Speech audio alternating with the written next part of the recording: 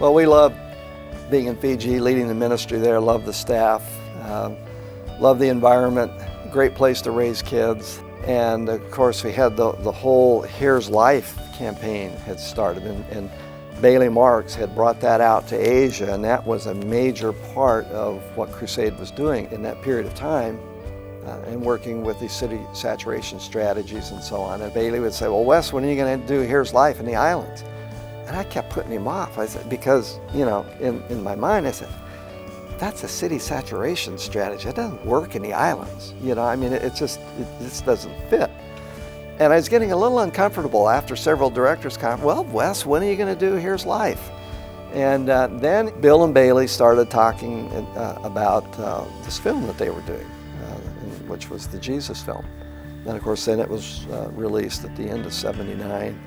And when I first heard about it, I said, there's our Here's Life. This is it. This is something I can do that's relevant to the islands. And of course, there'd never been a film done in Fijian or any of the Pacific Island languages at that point.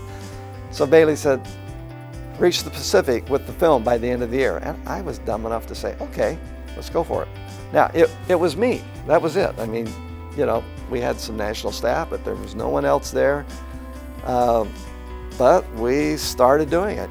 And sometimes it's easy, I think, in our ministry to try to create our own waves and programs that we think should work, rather than recognizing what God is doing and going for it, taking the risks. Christians say, well, I'm not comfortable in doing that. My response to that usually is, well, that's a good thing then, because God never wants you to be comfortable. He wants you to be trusting Him. And so it ended up the first time the film was shown anywhere in the islands, the Archbishop of the Church of Melanesia told the story how as they would show the film, people were just amazed, he says, in their response. You know, they'd never seen anything like it. So then they would leave the next day to go to the next island, and they'd look back and suddenly there were canoes following them. They'd show the film the next night, same thing, leave the next day, and there were more canoes. So finally they got to the last island, which was a major island, and actually had an airstrip. And they showed the film on the airstrip, and there were about 4,000 people there. I mean, they had this whole flotilla of canoes had traveled with the boat, so finally they were all gathered there. And he said, you know, at the end of that film showing, he said, no one moved for an hour, and all you could hear was sobbing and weeping. He says, and people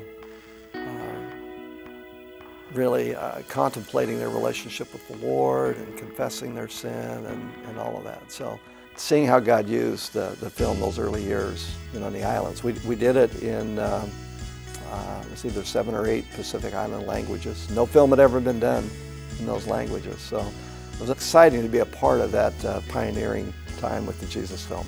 You know, God makes a ways, and we just need to recognize Him. And if we know God's leading us to do something, then we get on board with Him. You know, we ride the waves that He makes, and going for it.